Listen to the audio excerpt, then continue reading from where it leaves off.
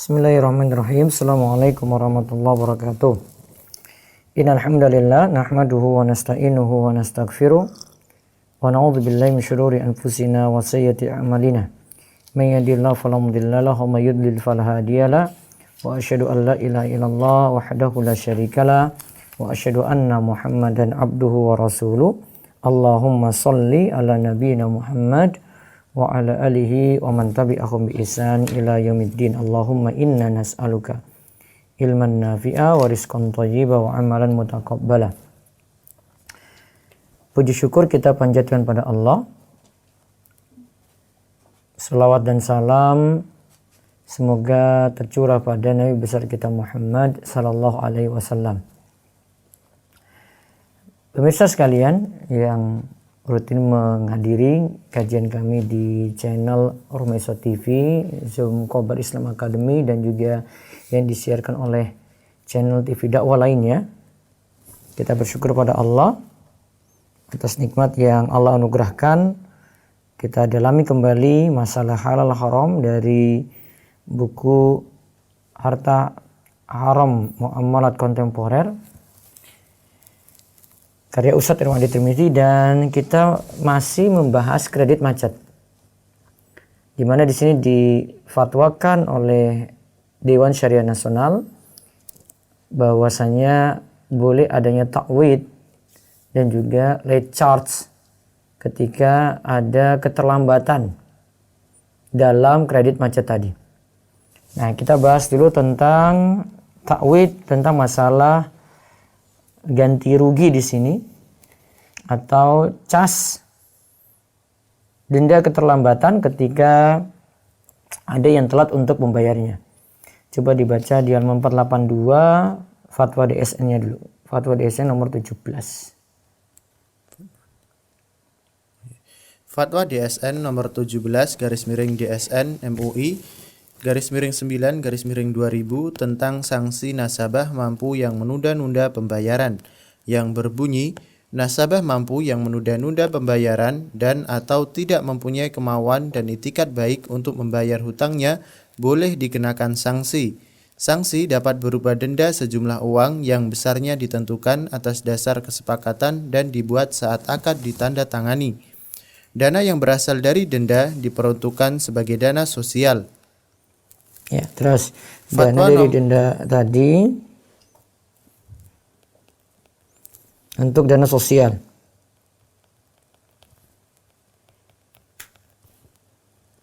Baik, terus Fatwa nomor 42 garis miring DSN MUI garis miring 5 garis miring 2004 tentang syariah charge card mengenai ketentuan denda yang berbunyi ketentuan denda. Pertama, denda keterlambatan atau late charge. Penerbit kartu boleh mengenakan denda keterlambatan pembayaran yang akan diakui sebagai dana sosial. Iya, terus 2. Denda karena melampaui pagu atau over limit charge. Penerbit kartu boleh mengenakan denda karena pemegang kartu melampaui pagu yang diberikan atau over limit charge tanpa persetujuan penerbit kartu dan akan diakui sebagai dana sosial. baik, tujuannya denda tadi untuk dana sosial. Sekarang kita lihat permasalahan takwid. Ya, baca. Bank Islam. Bank Islam pertama berdiri di Dubai pada tahun 1975. Saat itu investasinya banyak bergantung kepada jual beli tidak tunai atau bai taksid dan murabahah. Karena Bank Islam tidak menerapkan bunga dalam bentuk penalti, maka sering terjadi nasabah sengaja menunda-nunda pembayaran kewajiban yang jatuh tempo. Ya. Pada awalnya, solusi yang diterapkan oleh Bank Islam adalah dengan menaikkan margin laba atau profit margin untuk menutupi kerugian akibat penundaan kewajiban sebagai nasabah. Sebagian nasabah. Ya, terus Konsekuensi solusi ini adalah kewajiban yang harus dibayar oleh nasabah lebih tinggi. Hal ini menyebabkan nasabah yang membayar kewajiban tepat waktu beralih ke pembiayaan bank konvensional karena kewajiban yang harus dilunasinya lebih rendah. ya. Kalau bank konvensional ini, kalau yang di dalam sistem takwid ini, ternyata kalau bank konvensional lebih mending ya dibandingkan mengikuti takwid tadi, sehingga mereka beralih ke bank konvensional. Terus Maka pada tahun 1985 Syekh Mustafa Zarqa mengajukan solusi takwid dalam tulisannya yang dimuat oleh Jurnal Islamic Economic edisi 2 tahun 1985 yang diterbitkan oleh Pusat Penelitian Ekonomi Islam Universitas King Abdul Aziz, Jeddah, Arab Saudi. Ya. Kemudian solusi takwid didukung oleh Syekh Abdullah bin Mani dalam makalahnya yang diajukan ke seminar fikih yang diadakan Bait Tamwil, Kuwait pada tahun 1985, diperkuat dengan dalil-dalil. Ya, terus. Takwid yang mereka maksud adalah ganti rugi yang harus dibayar oleh nasabah yang menunda-nunda pembayaran kewajiban yang jatuh tempo. Nah, takwid itu ganti rugi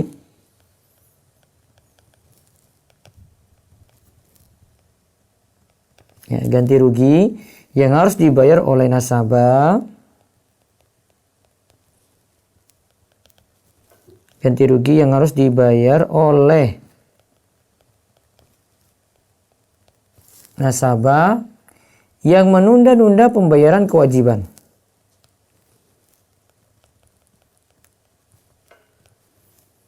Yang menunda-nunda pembayaran kewajiban.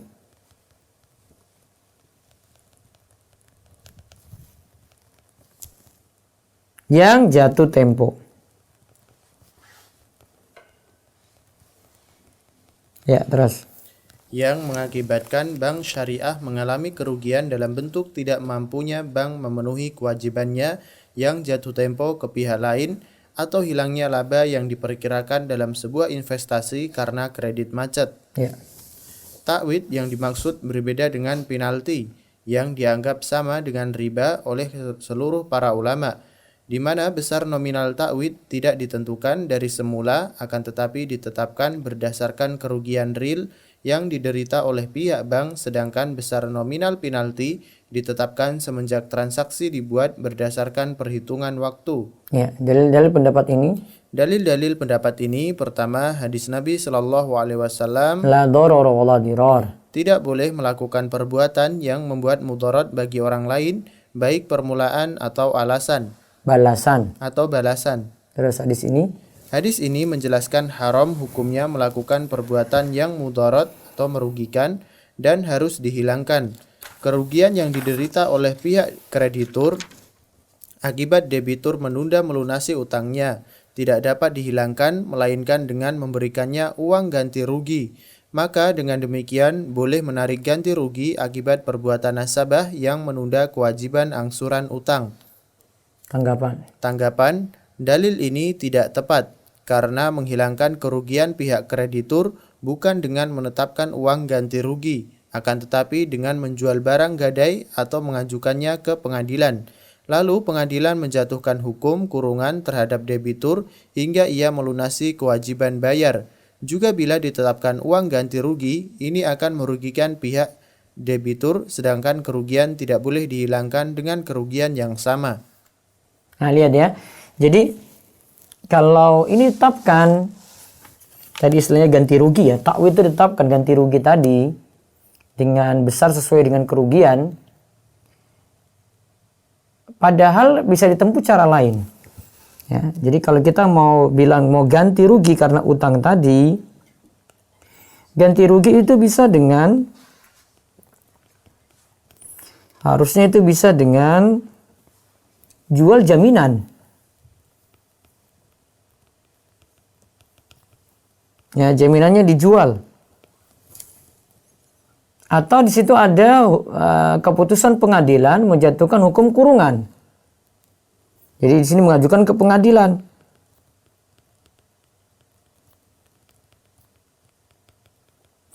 Jadi kalau dari pihak kreditur yang meminjamkan itu rugi, kan ada jaminan di situnya. Jaminan ini yang dijual. Atau tadi solusi yang lainnya mengajukan ke pengadilan. Ya, untuk mengatasi itu tidak mesti dengan menggunakan ya ganti rugi atau denda tadi. Terus hadis Nabi SAW. Nah, ini dalil yang lainnya lagi. Ya, kalau Ustadz Irwandi tanggapi berarti beliau asalnya nggak setuju. Maka ada tanggapan di situ. Terus Hadis Nabi Shallallahu Alaihi Wasallam, Matlul ghani zulmun dan layyul wajidi yuhillu uqubatahu wa irdahu. penundaan pelunasan utang oleh orang yang mampu merupakan kezaliman. Dibolehkan menjatuhkan hukuman kepadanya dan dibolehkan mencemarkan nama baiknya. Nah, dibolehkan jatuhkan hukuman, mau diajukan ke pengadilan boleh, atau menyebarkan aibnya, nama baiknya, ya mencemarkan nama baiknya. Yaitu kita katakan, wah dia ini orang yang suka nunda padahal dia itu mampu untuk lunasi gitu. Nah, itu bisa dilakukan. Terus Rasulullah Shallallahu Alaihi Wasallam menjelaskan bahwa boleh menjatuhkan sanksi hukuman kepada orang yang mampu membayar utangnya namun sengaja menunda-nunda, dan sebagian para ulama membolehkan sanksi dalam bentuk denda sejumlah uang. nah ini ya sebagian ulama seperti Dr. Iyad Al-Anzi, kalau dalam bentuk sejumlah uang ya, 5.000. Ini suatu pendapat dalam mazhab Malik, kalau qadim Imam Syafi'i serta didukung oleh Ibnu Taimiyah dan Ibnu Qayyim. Adapun mazhab Hanafi, Maliki, Syafi'i dan Hambali mengharamkan menjatuhkan sanksi hukuman dalam bentuk denda sejumlah uang. Karena di sini saya menjelaskan bahwa Nabi SAW pernah menjatuhkan sanksi dalam bentuk denda uang telah dinasakh, telah dihapus oleh ayat-ayat yang mengharamkan riba. Ini disebut dalam Al-Mawsu' Al-Fiqhiyah sama Al-Gish wa Asaru fil Uqud Abdullah As-Sulmi. Ya, terus tanggapan ya, ini Ustadz Ariwandi tanggapan juga, karena iya memang nunda-nunda bayar utang padahal dia mampu untuk tunaikan itu zalim. Namun apakah harus dikenakan ganti rugi seperti tadi yang kita sebut dengan ta'wid? Nah ini tanggapannya. Dalil ini juga tidak kuat karena tidak ada seorang pun ulama sebelumnya yang menafsirkan sanksi yang dimaksud dalam hadis tersebut dengan sanksi dalam bentuk denda sejumlah uang. Nah jadi tidak ada ulama yang katakan dengan sanksi bentuk denda sejumlah uang. Terus bahkan Imam Bukhari berkata, bahkan Imam Bukhari berkata, ya, qala Sufyan irduhu yaqul mataltani wa uqubatuhu al-habsu. Sufyan Tsauri menafsirkan maksud hadis di atas, mencemarkan nama baik debitur yang sengaja menunda dengan ucapan, si fulan menunda pembayaran utangnya kepadaku, dan maksud boleh menjatuhkan sanksi yaitu hukuman kurungan atau penjara. Ya, hukuman kurungan penjara. Terus kemudian sanksi denda. Kemudian sanksi denda berdasarkan pendapat yang membolehkannya bukan diberikan kepada pihak yang dirugikan atau akan tetapi dialihkan ke kas Baitul Mal. Nah, adapun yang katakan itu ada denda tadi, saksi denda itu diserahkan kepada Baitul Mal. Terus Ta'wid ini ditentang oleh mayoritas para ulama dan difatwakan haram oleh lembaga-lembaga fikih internasional, di antaranya ada Majma' Al-Fiqh Al-Islami, coba baca. Keputusan Majma' Al-Fiqh Al-Islami Divisi Fikih Oki nomor 51 dalam kurung 2 garis miring 6 1990 yang berbunyi, bagi nasabah yang mampu haram hukumnya menunda-nunda kewajiban pembayaran yang telah jatuh tempo. Meskipun demikian, syariat tidak membolehkan penjual membuat persyaratan ta'wid atau ganti rugi pada saat nasabah terlambat melunasi kewajiban pembayaran.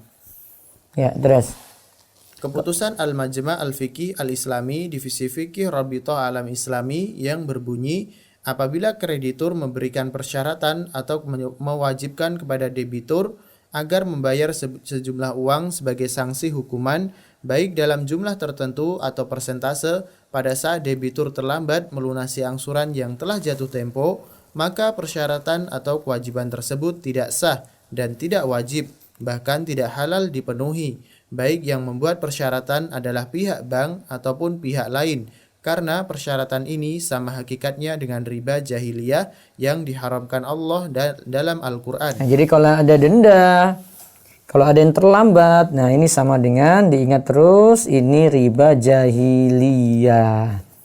Ya, denda karena terlambat bayar utang atau kredit ya. Ini riba jahiliyah. Ya, terus. AAOIFI dalam panduan lembaga keuangan syariah pada pasal debitur menunda-nunda pembayaran kewajiban jatuh tempo ayat 2 garis miring 1 poin B dan 2 garis miring 1 poin C menyatakan lembaga keuangan syariah tidak dibolehkan membuat persyaratan takwid dalam bentuk sejumlah uang ataupun barang terhadap debitur manakala ia terlambat membayar kewajiban yang telah jatuh tempo, baik ditetapkan jumlah takwid pada saat transaksi ataupun tidak, baik kerugian tersebut dalam bentuk hilangnya laba di atas kertas Unrealized profit. ataupun kerugian akibat fluktuasi mata uang.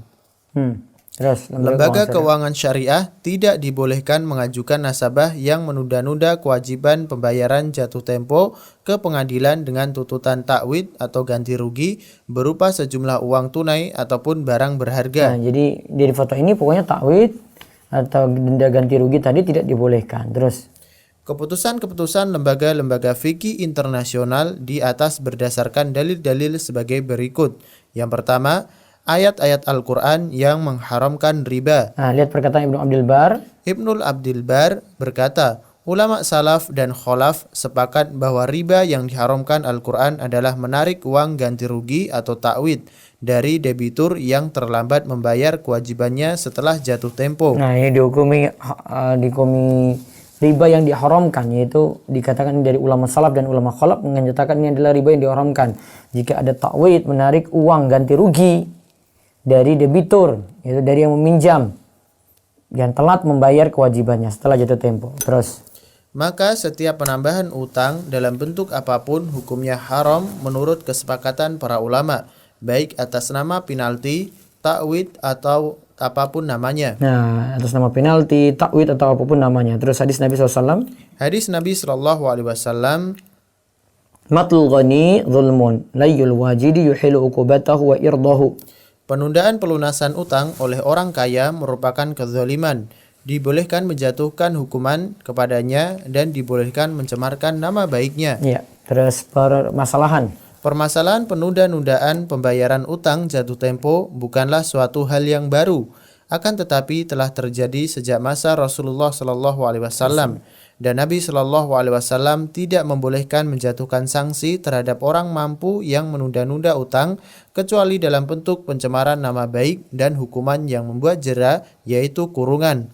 Dan juga tidak seorang pun ulama sebelumnya yang menafsirkan makna sanksi pada hadis di atas dengan hukuman dalam bentuk pembayaran atau takwid. Pembayaran takwid. Ya. Jadi kalau kita simpulkan tadi berarti yang dibolehkan tadi kalau merasa itu rugi dari pihak kreditur, jual jaminan, mengajukan ke pengadilan juga bisa bentuknya ya bisa mencemarkan nama baiknya atau mentakzir dia. Ya. Jadi dia diingatkan, di blacklist, ya biar tidak pinjam lagi, gitu. Terus yang lainnya juga tidak meminjam pada dia. Dengan demikian, jelaslah bahwa menarik takwid atau ganti rugi dari pihak debitur mampu yang menunda-nunda kewajiban pembayaran yang telah jatuh tempo hukumnya sama dengan riba. Ya.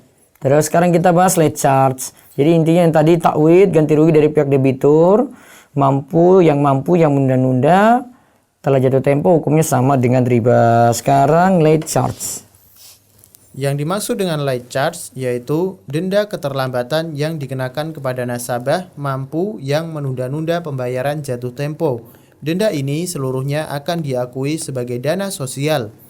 Ini late charge ini denda yang nanti diakui sebagai dana sosial, ya. Pada tahun 1999, seorang peneliti ekonomi Islam dalam risetnya yang diajukan ke Dewan Syariah Dubai Islamic Bank menyatakan dari 27 respondennya yang merupakan bank syariah terbesar di Timur Tengah, 44,5% diantaranya menerapkan late charge yang dibuat dalam perjanjian jual beli tidak tunai. Ya. Sekarang tahun 2011, jumlah bank syariah yang menerapkan late charge kemungkinan jauh lebih besar karena late charge telah disahkan oleh AAOIFI pada tahun 2000 dalam mi'yar ketiga Al-Madin Al-Mumatil, nasabah mampu menunda-nunda kewajiban pembayaran ayat 2 _1 poin H. Ya, terus perbedaan Perbedaan antara late charge dan penalti yang diharamkan seluruh para ulama bahwa uang penalti dimiliki oleh bank dan dihitung sebagai laba. Nah, lihat ya, kalau penalti ini laba untuk bank. Sedangkan uang late charge tidak dimiliki oleh bank dan tidak dihitung sebagai laba, akan tetapi diakui sebagai dana sosial sekalipun masuk ke rekening dana sosial yang ada di bank dan diawasi langsung oleh Dewan Syariah di bank tersebut. Nah, diawasi langsung oleh Dewan Syariah di bank tersebut. Jadi ini langsung masuk ke rekening dana sosial.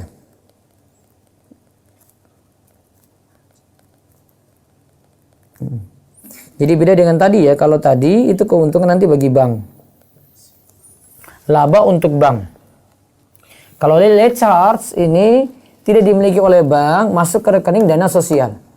Nah, sekarang ada perbedaan para ulama tentang hal ini. Para ulama kontemporer berbeda pendapat tentang hukum late charge.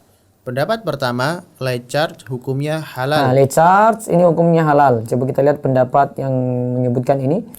Pendapat ini didukung oleh Profesor Dr. Wahbah Zuhaili dan Dr. Muhammad Syubair dan didukung oleh para ulama yang tergabung dalam AAOIFI dalam mi'yar ketiga Al-Madin Al-Mumatil. Nasabah mampu menunda-nunda kewajiban pembayaran. Nah, jadi Al-Madin itu nasabah ya, istilah untuk nasabah Al-Mumatil yang menunda kewajiban pembayaran yang berbunyi. Dalam akad transaksi utang, seperti murabahah, dibolehkan mencantumkan kesiapan debitur untuk mensedekahkan uang dalam jumlah tertentu atau nisbah tertentu pada saat ia menunda-nunda pembayaran kewajiban dengan syarat uang tersebut seluruhnya diakui sebagai dana sosial dan diawasi langsung oleh Dewan Pengawas Syariah. Nah, sekarang kita lihat di antara dalil-dalil yang mereka nyatakan ini boleh. Pendapat pertama ini nyatakan ini boleh ya, seperti pendapat Profesor Dr. Wahbah Zuhaili dan OIFI ya. Kita lihat dalil-dalilnya. Dalil pertama, al-muslimuna ala syurutihim illa syartan haram halalan aw ahal haraman. Orang-orang Islam itu memenuhi perjanjian atau persyaratan yang mereka buat, kecuali perjanjian mengharamkan yang halal atau menghalalkan yang haram. Ya. Nabi Shallallahu Alaihi Wasallam menjelaskan bahwa perjanjian yang dibuat oleh seorang Muslim wajib dipenuhi. Maka perjanjian yang dibuat antara penjual dan pembeli dalam akad kredit bahwa pembeli dikenakan denda keterlambatan bila sengaja menunda-nunda pembayaran dengan tujuan agar pembeli patuh dengan kewajibannya adalah suatu tujuan yang mulia dan tidak termasuk penalti karena uang denda yang ditarik bukan dimiliki oleh bank akan tetapi disalurkan seluruhnya untuk dana sosial. Nah, ini sebagai dana sosial ya, seperti membantu fakir miskin, pembangunan madrasah dan lainnya. Ya, tanggapan. Dalil ini tidak kuat karena persyaratan ini merupakan tambahan pembayaran uang dari utang yang telah disepakati sejak awal disebabkan keterlambatan pembayaran kewajiban jatuh tempo. Ini ya, karena sudah disepakati sejak awal. Ini sudah disepakati sejak awal.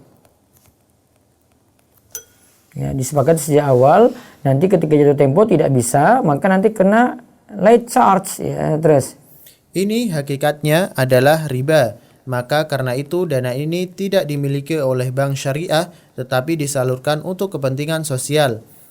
Peruntukan uang late charge sebagai dana sosial menunjukkan bahwa persyaratan ini adalah riba yang dijadikan sanksi yang bersifat jera terhadap debitur.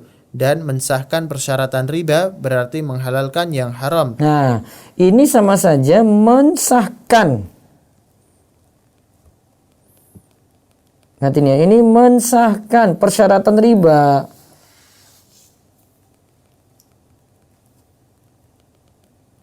Terus. Tidak sesuai dengan potongan kedua dari hadis di atas, yaitu kecuali perjanjian illa syartan haram halalan aw halla haraman. Kecuali perjanjian mengharamkan yang halal atau menghalalkan yang haram. Nah, ini sudah menyelisih hadis itu sebenarnya karena tetap dilarang. Ya, jadi ini kan sudah disepakati sejak awal kalau nanti telat kena kamu tambahan. Nah, dia sama saja kan sejak awal katakan kalau kamu telat kamu kena riba. Ya sama dengan masa jahiliyah juga seperti itu. Walaupun ini tidak dipakai oleh pihak bank, namun dipakai untuk dana sosial. Terus.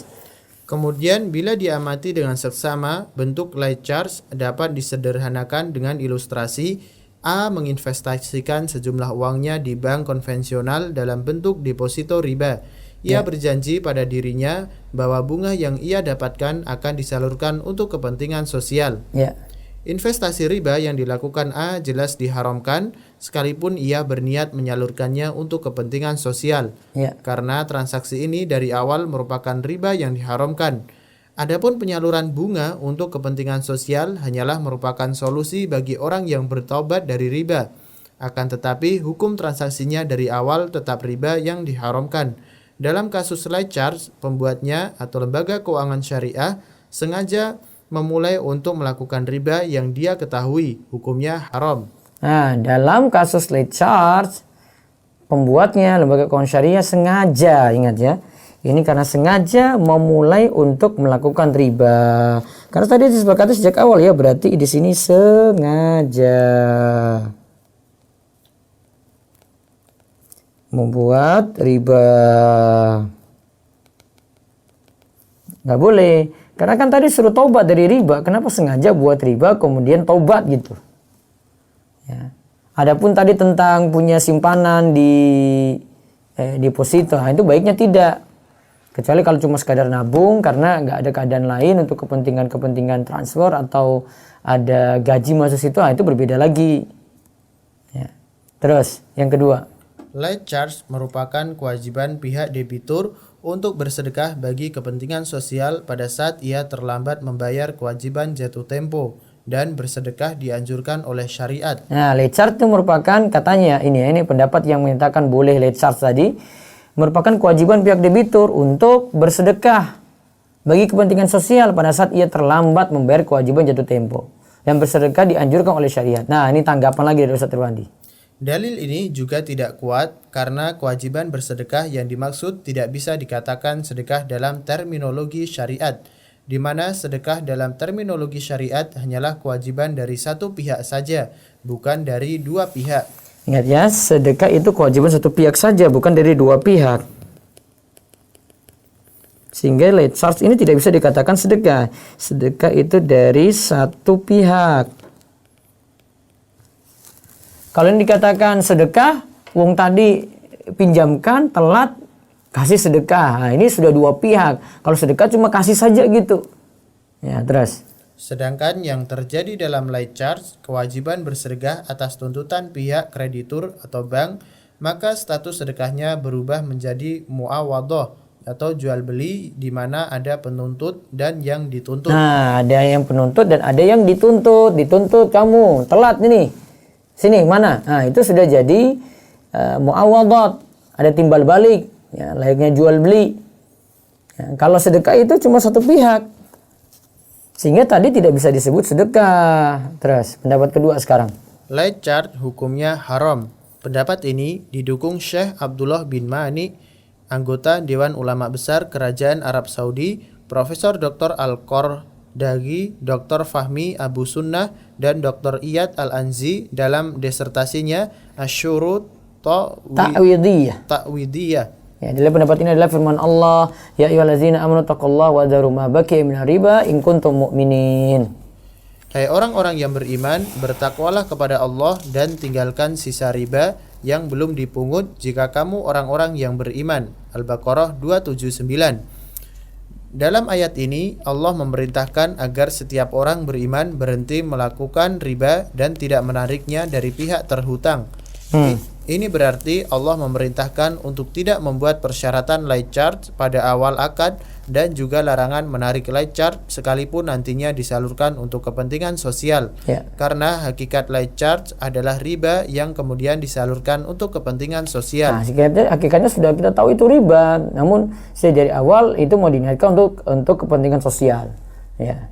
Terus juga tidak mungkin dikatakan bahwa pihak bank tidak mendapat keuntungan apapun dari late charge, karena tidak dapat dipungkiri bahwa saat sebuah bank syariah menyalurkan dana sosial hasil dari late charge, bank secara otomatis mendapat nama baik dan reputasi di mata masyarakat. Ini merupakan iklan untuk bank tersebut dengan menggunakan uang riba. Dengan demikian termasuk dalam kaidah pinjaman yang menghasilkan manfaat keuntungan yang diharamkan syariat. Terus wallahu alam. Wallahu alam, pendapat yang mengharamkan late charge lebih kuat karena andai pun tidak termasuk riba akan tetapi ini bermain api dengan riba karena dana late charge masuk ke rekening bank syariah atas nama rekening dana sosial yang berada dalam penguasaan bank. Ini bermain, istilah Ustaz Irwandi tadi bermain api dengan riba. Ini katanya itu karena dana late charge tadi masuk ke rekening bank syariah atas nama rekening dana sosial yang berada dalam penguasaan bank. Sehingga tadi bank juga dapat nama baiknya. Terus sekarang Profesor Dr. Al-Qaradawi. Profesor Dr. Al-Qaradawi mengisahkan dalam bukunya bahwa hal itu pernah terjadi pada sebuah bank syariah di Timur Tengah. Direksi mendapat izin dari Dewan Syariah untuk menarik late charge dengan syarat dana tersebut diakui seluruhnya sebagai dana sosial. Namun dengan berbagai alasan pihak direksi berhasil mendapat izin dari Dewan Syariah untuk mengambil biaya ganti rugi akibat kredit macet dari dana late charge. Ternyata melalui akuntannya, pihak direksi berhasil meraup seluruh dana sosial untuk ganti rugi kredit macet yang dialami bank. Nah, berarti bank dapat keuntungan di situ. Padahal kredit macet di sini ya, kalau ada utang seperti kemarin kita jelaskan ya sabar-sabar. Ya, akhirnya dana late charge dipakai tadi oleh bank syariahnya untuk nutupi ganti rugi kredit macet tadi. Terus oleh karena itu, penulis mengimbau Dewan Syariah Nasional untuk mengkaji ulang fatwa membolehkan takwid dan late charge. Jadi ditimbang-timbang lagi, ini saran dari Ustaz Irwandi untuk kedua dana tadi yaitu takwid dan late charge. Wallahu a'lam. Baik. Demikian, ya silakan ya, jika ada pertanyaan. Baik, di kartu kredit insya Allah kita bahas besok ya. Besok Selasa kita bahas tentang kartu kredit. Ya, monggo bisa dibaca pertanyaan WA dulu. Dia Zoom nanti siap-siap. Kalau tidak ada lewat telepon nanti Zoom bisa langsung. Ya. Bismillah Ustadz, saya ingin bertanya. Dulu kakak saya menerima gade motor oleh temannya. Dan karena kami jahil, jadi motor tersebut saya pakai untuk sehari-hari, untuk berangkat sekolah, untuk pergi ke warung dan lain-lain. Dan hal itu berlangsung selama kurang lebih 2 tahun. Apa yang harus saya lakukan Ustadz? Bagaimana solusi jalan keluarnya? Nah, itu namanya pemanfaatan dari pihak kreditur. Jadi riba, kullu qardin jarra manfaatan fahuwa riba, masuk dalam istilah kullu qardin jarra manfaatan fahuwa riba. Setiap utang piutang dalamnya itu ada manfaat, maka termasuk riba. Wallahu a'lam. Terus jadi sekarang solusinya kalau mau itu dianggap sebagai sewa, dia ganti sewa tadi kepada pihak debitur yang dia pinjamkan uangnya. Nah, itu lebih aman dalam hal ini. Ya, Assalamualaikum. Telepon silakan. Assalamualaikum. Waalaikumsalam. Dengan siapa di mana? Iya, langsung silakan. Dengan siapa di mana? Ya, barakallahu fikum Ustaz. Begini Ustaz, pada saat anak mendaftarkan anak sekolah, jadi pada saat itu perjanjiannya begini, pada saat masuk keterima itu DP-nya sekian gitu, terus ada bisa dicicil atau kredit itu maksimal 1 minggu atau dengan tanggal tertentu. Nah, jika misalkan melewati itu biayanya tetap untuk sisanya, tapi diinfoin seperti ini, SPP-nya dari asalnya 275 itu jadi 300 kalau ada keterlambatan cicilan. Jadi ke DP bukan ke cicilannya. Nah, ini gimana ya Ustaz hukumnya? Apakah misalkan harus diteruskan sekolah di situ ataukah lebih baik cari sekolah yang lain? Sebentar. Ini kan tadi DP sekian, terus dicicil atau kredit. Sedangkan nanti kalau telat biaya tetap. Kenapa Ustaz? Ini saya tanyakan ulang ini tanyakan ulang, diperhatikan coba. Tadi kan ada DP sekian. Betul. Iya, terus nanti dicicil. Dua kali cicil. Jadi lunasnya kedua kalinya, tapi ada jangka waktu, misalkan bayar tanggal 11 Juli, paling lambat 18 Juli harus lunas. Nah, itu SPP per bulannya 275. Tapi kalau lewat dari 18 Juli, si pelunasan yang keduanya, itu SPP-nya jadi 300 lebih, jadi naik gitu nanti per bulan biaya SPP-nya. Oh, malah tidak dikenakan ke biaya awal tadi, namun nanti SPP tiap bulannya ya? Iya, jadi ke SPP gitu, Ustaz. Bukan ke awal gitu, bukan. Bukan ke awal. Jadi kalau awal dia tepat 11 Juli, itu berarti 275. Namun kalau 18 Juli, nanti jadi 300 berikutnya ya? Ya gitu, jadi SPP-nya. Nah ini gimana gitu? Apakah diterusin atau mending cari sekolah yang lain gitu, Ustaz? Gimana kalau tetap bayar langsung tanggal 11? Sebetulnya memang si uangnya itu nggak ada di waktu itu gitu, Ustaz. Karena kita awalnya nggak tahu informasinya, cuman pada saat telepon boleh, ternyata pas datang langsung ada informasi itu gitu, Ustaz. Ya, itu masalahnya akadnya nggak jelas. Pertama, jadi punya pengaruh ke selanjutnya ya. Dia dapat manfaat dari selanjutnya itu, dan dia kasih syarat di awal itu. Sebenarnya yang akad awal tadi untuk pembayaran awal aman kalau begitu, tapi dia minta tambahan ketika ada keterlambatan. Saya masih nganggap masalah di situ. Ya, masih nganggap masalah. Terus solusi yang lain aja saja. Terus yang kedua, ada dua harga di situ yang nggak jelas. Untung-untungan nanti kalau dia mampu ya dan tidak dapat 275, kalau dia enggak ya jadi 300 gitu. Ya, jadi kadang ada yang bisa 275, kadang ada yang bisa 300. Untung-untungan di sini. Ya, ada merugikan dari pihak wali murid juga gitu. Iya, wali muridnya gitu. Iya. Ya, wallahualam bisa ditimbang-timbang saja gitu, Pak. Ya. Kalau dengan terpaksa sekolah di situ ya berarti bayarnya tepat waktu tanggal 11 gitu. Biar gak kena seperti itu. Ya, wallahu a'lam. Waalaikumsalam. Assalamualaikum warahmatullahi wabarakatuh. Waalaikumsalam warahmatullahi wabarakatuh. Baik, WA lagi silakan. Bismillah, di luar tema Ustadz, saya seorang guru yang mendapat sertifikasi dengan syarat mengajar 24 jam. Karena jam di sekolah induk tidak cukup, maka saya bergabung dengan guru dari sekolah lain yang belum bersertifikasi. Halalkah hasil uangnya, Ustadz? Nah, coba lihat secara aturan regulasi dari apa nih, Kementerian Pendidikan coba. Seperti itu dibolehkan nggak? Kalau secara regulasi tidak dibolehkan ya berarti dia tidak amanat di sini dan termasuk manipulasi gitu. Namun kalau itu dibolehkan ya memang secara aturan bisa cari 24 jam dari mana saja.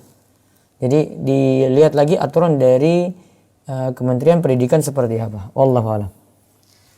Terus, Ustadz, ana seorang janda umur 65 tahun, ana punya hutang riba ke bank waktu itu. Ana terpaksa karena anak terjebak rentenir yang bunganya besar di bank itu.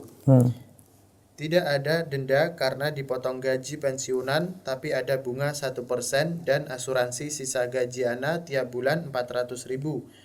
Waktu itu ana sudah tahu riba itu haram, cuma detailnya baru sekarang. Bagaimana Ustadz? Tobat dan berusaha segera lunasi masalah tadi. Caranya itu akui dulu itu haram, besok-besok tidak lagi nekat-nekat seperti itu. Terus yang kedua, berusaha lunasi pokok. Kemudian yang ketiga, kalau mau dapat keringanan tinggal negosiasi lagi. Yang penting pokok dulu berusaha, jangan ngemplang gitu. Terus satu lagi baru Zoom. Izin bertanya, saya pernah menjadi pemberi modal di fintech P2P. Nah, fintech yang kemarin kita bahas ya, apa pinjaman online ya. Berbasis syariah. Kemudian owner P2P tersebut menawarkan saya menjadi investor premium. Yakni memberikan dana langsung ke fintech P2P tersebut, kemudian dana tersebut diputar bertransaksi ke UMKM di P2P tersebut oleh fintech tersebut. Keuntungan yang saya dapat, saya tidak perlu aktif memilih UMKM dan bertransaksi berkali-kali karena telah dikelola atau diwakilkan oleh P2P.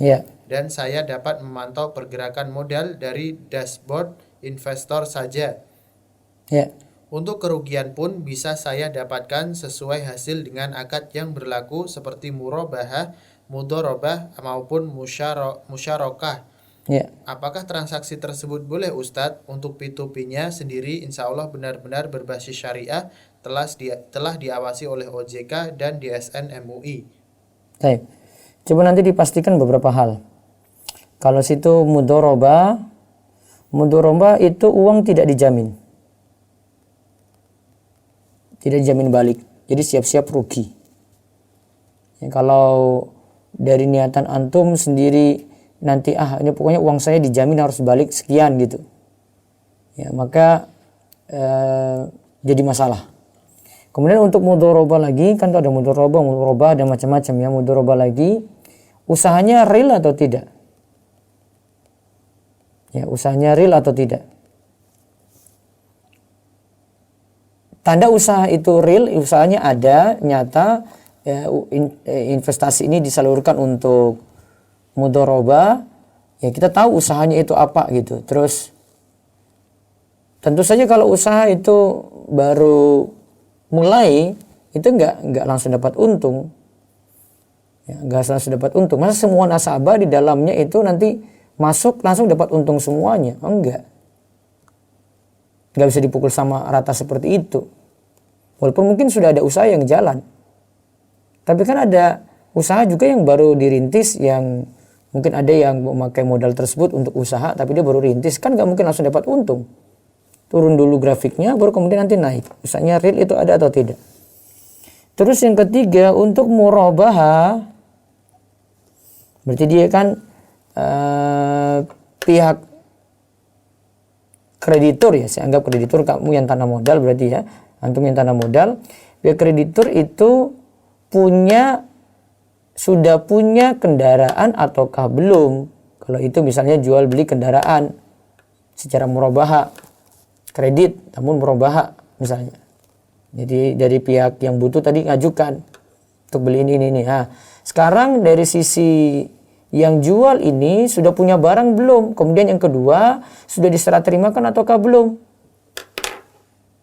Jadi kompleks mikirnya. Karena kemarin-kemarin di dalam pembahasan buku ini ya, murabahah itu yang walaupun dilakukan oleh DSN juga beliau Ustaz Irwandi banyak kritik di sini. Nah, dua hal ini coba ditimbang-timbang. Benar enggak sudah dimiliki barang tersebut?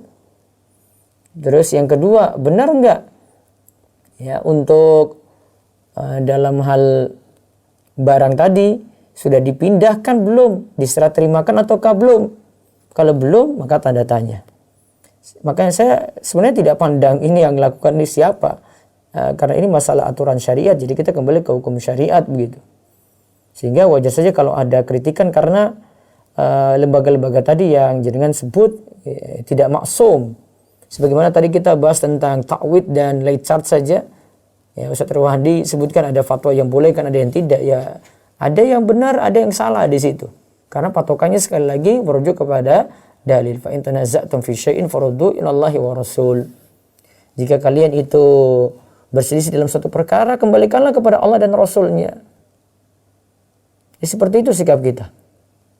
Ya, jadi tentang masalah sekali lagi tentang pemanfaatan tadi, jadi investor tadi untuk murabahah, ya syarat-syarat tadi yang saya sebutkan coba ditimbang-timbang lagi. Ya, wallahu a'lam. Ya, silakan. Lewat Zoom monggo. Zoom. Baik Ustaz, sudah ada yang raise hand. Ya. Untuk yang raise hand, saya akan panggil secara acak. Ada Ibu Nur Asifah, silakan buka mic-nya. Assalamualaikum Ustaz. Waalaikumsalam, Bu Nur Afifah, silakan.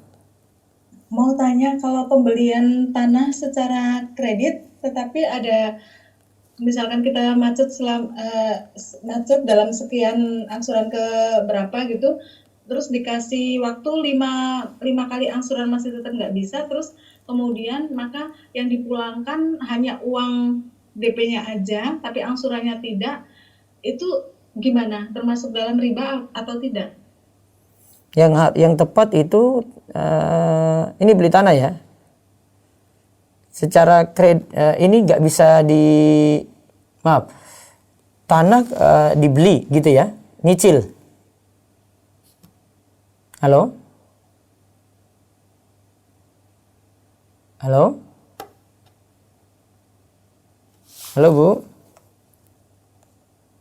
Gak dijawab lagi? Terputus mungkin Ustaz. Coba nanti Baik. kalau telepon balik lagi. Ya, bisa yang lainnya dulu? Baik. Ada Ummu Abdirrahman. Silakan buka mic-nya.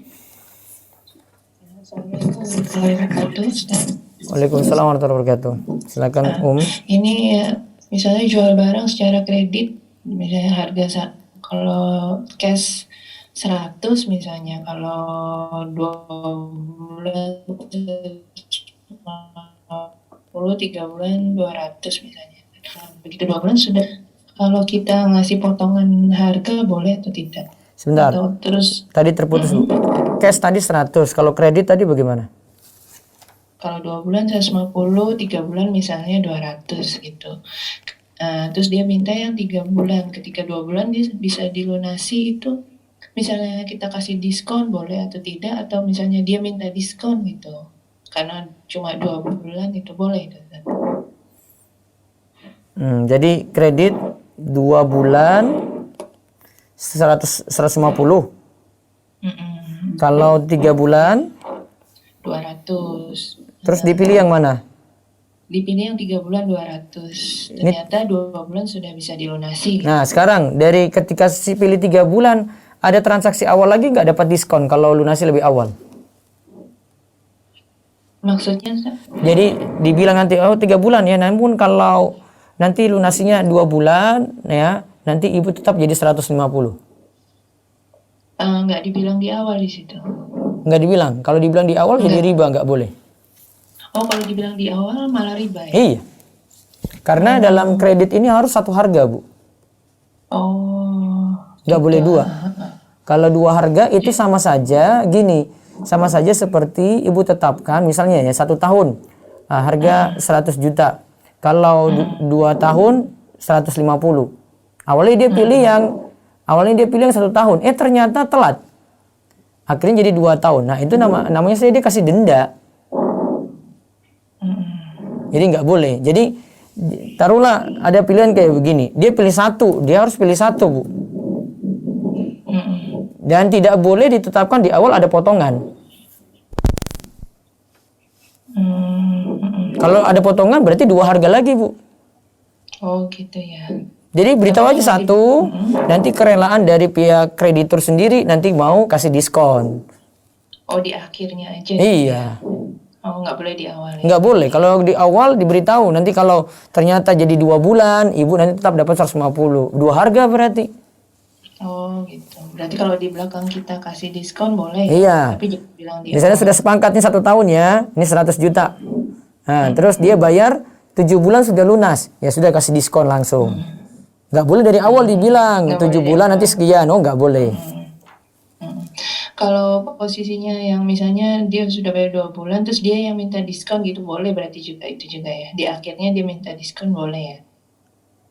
Sebenarnya itu kerelaan dari pihak kreditur sih. Kerelaan Tapi ya. kalau dibolehkan, iya. nggak apa-apa berarti. Iya, ya? nggak apa-apa kalau Yang penting dibolehkan. di akhir, Iya. dua-duanya ngomong di akhir. Ya, Iya, jangan nggak di boleh dari awal. Oh, iya, nah Ustaz. Baik. Insyaallah. Jazakumullah khairan. Waalaikumsalam. Assalamualaikum warahmatullahi wabarakatuh. Waalaikumsalam warahmatullahi wabarakatuh. Baik, Zoom lagi 1 silakan. Baik Ustaz, ada Ibu Nur Asifah. Silakan buka mic-nya. Iya Bu. Assalamualaikum Ustadz. Iya, waalaikumsalam warahmatullahi wabarakatuh. Menyambung yang tadi Ustadz. Iya.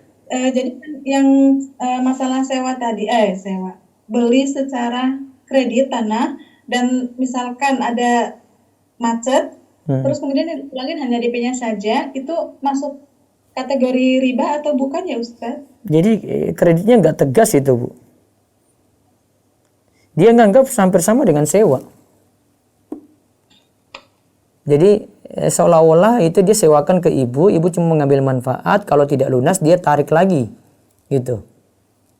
Dan dikembalikan cuma DP kan? Iya, DP-nya aja. Jadi aturan yang sudah berjalan hangus. Sama seperti yang kita bahas kemarin sewa beli. Jadi sewa, jadi transaksinya itu sejatinya dia gini, sewa dan beli itu jalan bareng dengan ibu. Kalau selama jangka waktu misalnya 2 tahun, ibu bisa bayar terus, maka nanti pas di akhir langsung jadi milik ibu. Tapi kalau misalnya ketika tidak bisa, maka dia tarik lagi barangnya, ya, dia tarik lagi barangnya, terserah tadi dia mau kasih DP atau tidak itu ya, dia tarik lagi barangnya. Itu namanya sewa beli, leasing. Oh gitu Ustaz. Iya. Jadi Baik, Ustaz. kenapa tidak dibolehkan dalam kredit? Kemarin Ustaz Irwandi kasih syarat harus tegas. Tegasnya itu kalau sewakan saja, pemanfaatan berarti barang belum dimiliki. Kalau mau jual ya jual. Jual itu jangan nanggung-nanggung, ya jual ya sudah jadi milik orang gitu. Kalau nggak lunas resiko. Tadi yang kita bahas kalau nggak lunas ya ada sanksi lain, yang penting bukan denda uang. Sanksi misalnya dia punya jaminan, jaminannya dijual untuk nutupi tadi itu. Ya baik Ustaz. Oke. Ya, cukup. Jazakallah Ustaz. Ya. Baik, satu lagi dari chat mungkin Bu, di Zoom. Baik, saya bacakan Ustaz dari chat. Bismillah, Assalamualaikum warahmatullahi wabarakatuh. Waalaikumsalam warahmatullahi wabarakatuh. Saya ingin bertanya Ustaz, misalkan si Fulan A membeli rumah secara KPR selama 15 tahun dan saat ini sudah berjalan 5 tahun. Lalu Fulan B buat akad untuk mengontrak di rumahnya.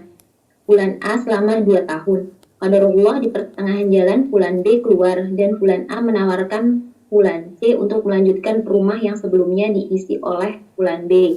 Di awal akadnya, Fulan A dengan Fulan C hanya membayar meteran saja dan dibebaskan mau tinggal sampai kapanpun, dibebaskan dari bayar kontrakannya karena kurangnya biaya yang Fulan C punya. Qadarullah di pertengahan jalan, Fulan C kabur juga tidak membayar meteran ke pihak PLN. Dan ketika dicek oleh pemilik rumah, ternyata bayaran listriknya memiliki tunggakan sebanyak 6 bulan. Lalu siapakah yang harus membayar tunggakan tersebut Ustaz? Apakah Fulan B atau Fulan A si pemilik rumah? Jazakallah khair Ustaz. Semua pada kabur, berarti resiko si A berarti. Dia sewakan.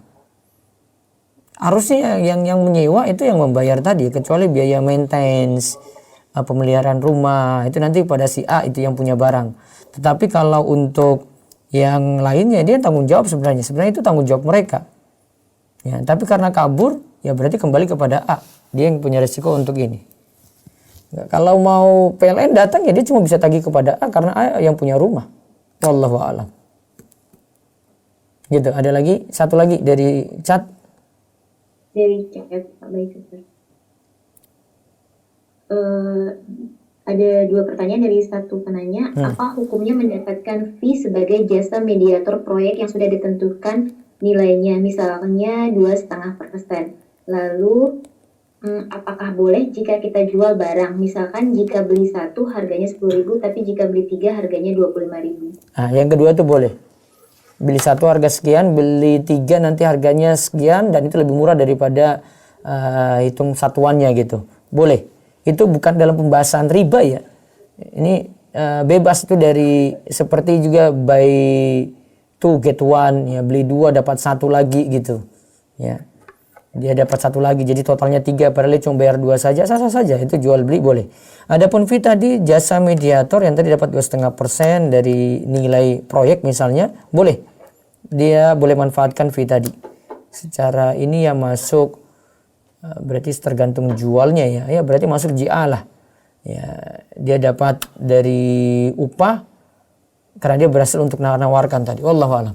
Baik, saya WA dulu silakan.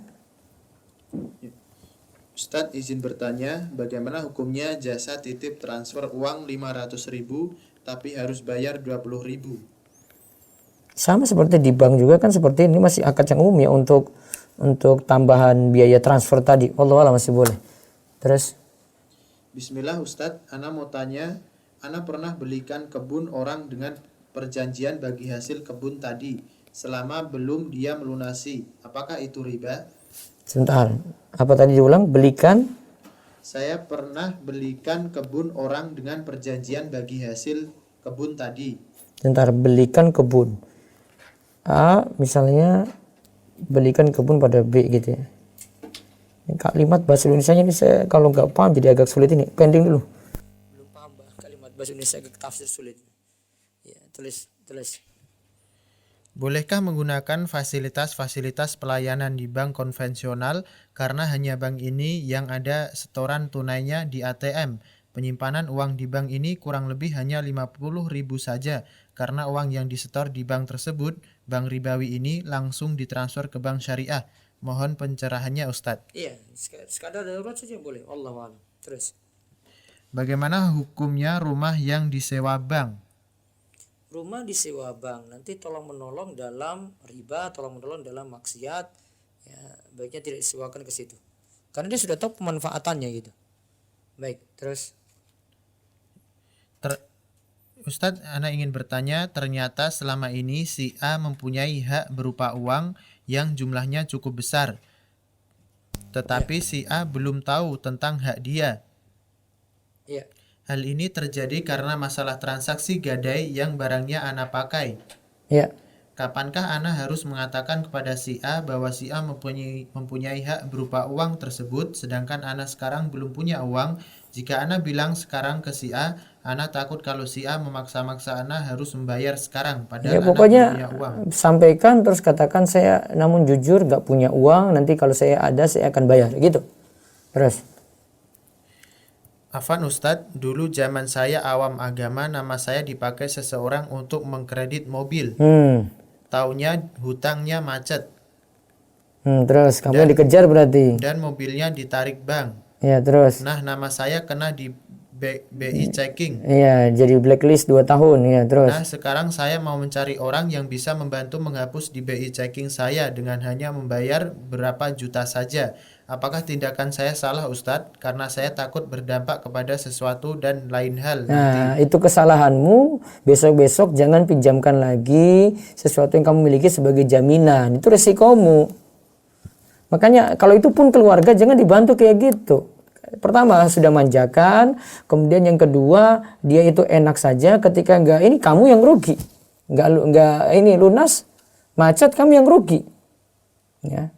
Akhirnya kamu dapat blacklist padahal kamu nggak buat apa-apa di situ. Kok mau kamu dizolimi kayak begini gitu. Besok-besok nggak lagi kayak gitu. Ya.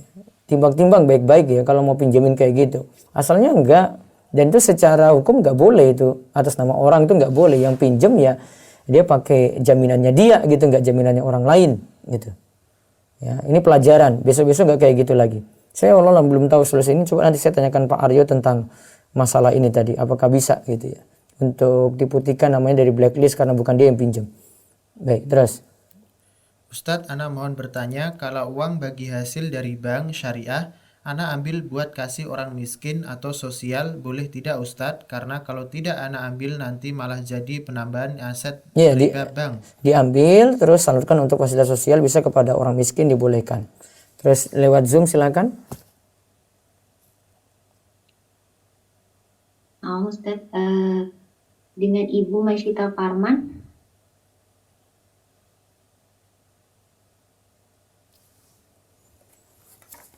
Baik, sepertinya saya bacakan lewat chat terlebih dahulu, Ustadz. Silakan, Bu. Assalamualaikum. Waalaikumsalam warahmatullahi wabarakatuh. Jika kita menggunakan marketplace untuk berbelanja, lalu ada gratis ongkir, tapi harus melalui marketplace pay, kita hanya transfer sejumlah yang harus dibayar saat itu. Ya. Boleh atau tidak? Tidak boleh karena memanfaatkan saldo. Sama saja walaupun langsung dia keluarkan lagi sejumlah yang dia masukkan. Tetap tidak boleh. Karena itu nanti masuk tetap dalam pemanfaatan. Kul korti jarum manfaatan fawariba. Ya, terus. Bismillah. Assalamualaikum. Waalaikumsalam warahmatullahi wabarakatuh. Ustadz izin bertanya. Ada salah satu fundraising yang punya program tolong-menolong antar donatur. Jadi donatur bisa berdonasi atau menabung minimal 10.000 yang nanti bisa kita ajukan bantuan dana ketika kita terdiagnosis sakit kritis. Ada 54 jenis penyakit kritis dan COVID-19. Hingga 100 juta rupiah untuk penyakit kritis dan 5 juta untuk biaya hidup pasien COVID-19. Jadi sistemnya jika bantuan yang disalurkan senilai 100 juta dari dana bersama, Jika jumlah anggota 500 orang termasuk kita, maka dana 100 juta ini berasal dari 500 orang anggota yang masing-masing anggota menyumbang 200 rupiah. Jadi setelah ada penyaluran, saldo kita yang dari 10.000 dikurang 200 menjadi 9.800. Bagaimana hukumnya ya Ustadz? Apakah boleh? Jazakallah khair. Itu hampir sama dengan asuransi syariah yang dulu pernah dibahas ya. Ta'awun ya, asuransi ta'awun. Jadi keuntungannya pun bukan dari pihak penyelenggara asuransi kan dulu kita bahas. Ini kembali kepada nasabah. Jadi nasabah yang pegang kekayaan tadi. Kalau memang bentuknya seperti ini ya boleh. Ya, yang penting amanat dalam jalankan itu. Jadi bukan pihak penyelenggara yang dapat untung, namun itu nanti kembali semua ke anggotanya tadi. Wallahu a'lam. Jadi seperti pemberian hibah, semua kumpulkan dibagi cuma-cuma. Ya gitu. Terus ada lagi? Dengan Ibu Masyita Parman, silakan buka mic-nya. Ya, bismillah. Assalamualaikum Ustadz. Waalaikumsalam warahmatullahi wabarakatuh. Silakan Bu Masita. Ya, ingin bertanya Ustadz, misalnya kita punya kredit motor terus telat bayar, kan kena denda. Kita udah lunas semua sepeda motor, tinggal dendanya itu gimana Ustadz? Apakah harus dilunasi biar dapat buku hitam atau kalau misalnya kita biarin aja boleh Ustadz? Kalau biarin saja ngemplang itu nanti bisa kena blacklist loh Bu. Kalau kena blacklist yang bermasalah data ya Ustaz? Oh nanti berikutnya macam-macam urusan kena masalah Ibu. Berarti harus dibayar Ustaz? Iya. Jadi kemarin kita sudah bahas dengan Pak Aryo di kajian hari Jumat siang. Nanti bisa lihat di channel Rumusot TV ya. Solusinya itu satu, tidak boleh kredit lagi, TK tidak mau kredit lagi. Yang kedua, lunasi pokok dulu, itu berjuang lunasi pokok ya, lunasi pokoknya dulu. Terus yang ketiga, kalau denda tadi tidak bisa dilunasi, negosiasi Bu, negosiasi dengan pihak banknya Ustaz. atau leasingnya. Pokoknya udah lunas Ya pokoknya sudah lunas, berarti tinggal negosiasi saja, bilang saya nggak sanggup lagi yang ini. Ya, bisa jadi nanti bunganya diturunin atau kalau anggap selesai ya alhamdulillah. Masya Allah. Ustaz, berarti kita negosiasi. Negosiasi intinya itu. Iya. Kalau apalagi susah bilang-bilang aja gitu ya. Baik. Ada lagi lewat Zoom silakan. Sudah tidak ada Ustaz. Baik. Lewat WA? Ya. Baik, telepon dulu. Silakan. Assalamualaikum. Waalaikumsalam warahmatullahi wabarakatuh. Dengan siapa di mana? Mau nanya, Ya, dengan Pak siapa? Pak Abu Nusaibah. Dari mana ini? Ya, Dari mana? Tanah Abang. Tanah Abang. Itu siaran di belakangnya dipelanin dulu Pak. Nanti biar suaranya jelas. Insyaallah. Ya.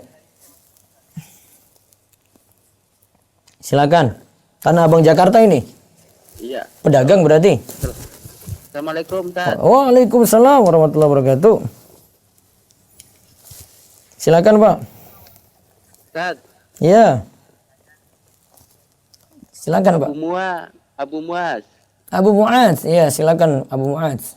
Mau tanya masalah kalau gimana hukumnya, kan masih ini ada sangkutan di ban tapi mau kurban, gimana hukumnya, Ustaz? Ditagih nggak pas mau dekat kurban ini? Enggak, bukan aneh, cuma ada saudara. Maksudnya gimana hukumnya saat aneh mau sampein? Kalau memang galau nggak jatuh tempo, silakan kurban nggak apa-apa. Kan uang ada ribanya saat gimana? Sedangkan riba itu enggak ini. Enggak, dia pakai uang apa untuk kurban? Uang halal apa uang haram? Ya campur satu, dia kan dagang, ngambil buat modal. Jadi pasti otomatis di situ campur nggak jelas. Iya. Sekarang. Tapi kan setelah dia usaha, kan yang dihasilkan halal kalau memang bisnisnya halal. Iya, halal Ustaz. Halal. Berarti boleh dia berkurban dari dana itu, dia tobat dari riba, besok nggak pinjam-pinjam lagi. Iya. Nah, Ustaz. Jazakumullah Ustaz ya. Waalaikumsalam Assalamualaikum warahmatullahi wabarakatuh. Waalaikumsalam warahmatullahi wabarakatuh. Ya. Nggak ada lagi ya toh? Ini ada Ustaz. Satu ya. Ustadz, Ana mohon bertanya, kalau uang bagi hasil dari bank syariah, Ana ambil buat kasih orang miskin atau sosial, boleh tidak Ustadz? Itu lebih bagus. Lebih aman seperti itu. Zoom tidak ada lagi ya? Assalamualaikum. Waalaikumsalam. Satu itu. Daripada saya pergi nanti nyesal. Ya, monggo. Assalamualaikum Ustaz. Waalaikumsalam warahmatullahi wabarakatuh. Silakan Bu Yuni. Saya mau tanya untuk apa? Ini misalnya kan saya di kayak di Alfa apa Miji itu kan ada anggota ya. Terus kita manfaatkan dari kita belanja itu kita kan dapat promo-promo terus uangnya terkumpul gitu, itu apa boleh Ustaz? Bayar nggak kartu anggotanya Bu? Kartunya itu gratis. Gratis. Terus akhirnya dapat promo karena Ibu punya keanggotaan di situ. Iya. Ya, boleh. Yang masalah kalau kartunya berbayar dan bayarnya terlalu mahal, nah itu yang nggak boleh. Oh, jadi boleh ya Ustadz ya? Boleh. Oh ya, alhamdulillah. Ustadz, satu lagi Ustadz. Ini Ustadz mengenai suami saya kan perokok. Iya. Nah, itu sudah saya kasih tahu gitu loh, tapi masih bandel aja. Iya aja gitu. Ya, terus. Ya, itu sebaiknya bagaimana gitu loh. Ya, sampaikan salam saya untuk suami, bilang Pak Ustadz kirim salam sama suruh berhenti merokok. Ya, pernah sih, itu sudah pernah saya sampaikan. Juga sudah saya ketika saya kajian seperti ini, itu suami saya juga mendengarkan gitu loh. Sekarang dengar nggak? Kalau untuk saat ini beliaunya sih lagi kerja. Lagi kerja. Nanti putar rekaman aja, bilangin ini Pak Ustadz suruh berhenti loh ini. Oh. Gitu aja. Sama ini Ustadz, saya kan baru hijrah. Untuk suami saya ini diajak itu ke sana gitu kok. Kayaknya ya pelan-pelan Bu, rokok aja masih sulit dibilangin. Gitu. Jadi pelan-pelan, santai aja. Ya santai tapi ya tetap dakwah terus, maksudnya ya lemah lembut tetap, gak usah keras-kerasin. Gitu. Ya. Jadi tetap ya Ustadz ya kita. Iya, kan semua butuh perlahan-lahan juga memang Bu. Daripada dia nanti terpaksa, daripada ini nanti dan emosi gitu gara-gara dipaksa terus, mending kan biarin aja, nanti dia asik enjoy gitu. Gitu. Nah Ustadz, kalau gitu terima kasih Ustadz. Jazakumullah khairan. Waalaikumsalam. Baik, kita cukupkan untuk pagi ini. Insyaallah nanti mulai malam ini kita bahas fikih kurban, akikoh, dan menyambut buang hati insyaallah dalam satu pekan ini. Demikian kita cukupkan, tutup dengan doa kafaratul majelis. Subhanakallahumma bihamdik, asyhadu an la ilaha illa anta, astaghfiruka wa atubu ilaik. Assalamualaikum warahmatullahi wabarakatuh.